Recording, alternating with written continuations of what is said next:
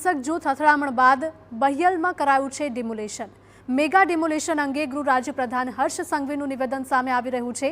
અસામાજિક તત્વો સામે કડક પગલાં લેવા ગુજરાત પોલીસ મક્કમ છે। ગાંધીનગર પોલીસે તમામ તોફાની તત્વો સામે કડક કાર્યવાહી કરી આરોપીઓનો ગુનાહિત ઇતિહાસ એકત્ર કરી કડક પગલાં લેવાશે। આવારા તત્વો પથ્થર તરફ ફરી નજર નહીં કરે તેવી કાર્યવાહી કરવામાં આવશે। નુકસાનની ભરપાઈ કરવા માટે ગુજરાત પોલીસ કટિબદ્ધ છે। બહિયલમાં હિંસા કરનારા આરોપીઓના ગેરકાયદેસર દબાણો દૂર કરવામાં આવ્યા।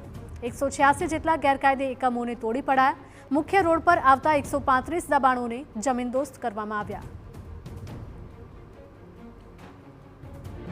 આ બધા જ લોકોને આ તો માત્ર તેમના દ્વારા રાજ્યના નાગરિકોના હિતમાં સુરક્ષિત રાખેલી જગ્યાઓ ઉપર કબજાઓ નિકાલવામાં આવ્યા છે, પણ એ લોકોની આખી ક્રિમિનલ કુંડલીની અંદર ઘૂસીને પોલીસ દ્વારા આવા લોકો બીજી વાર પથ્થર તરફ નજર ના કરે તેવી પ્રક્રિયા હાથ ધરવામાં આવી છે।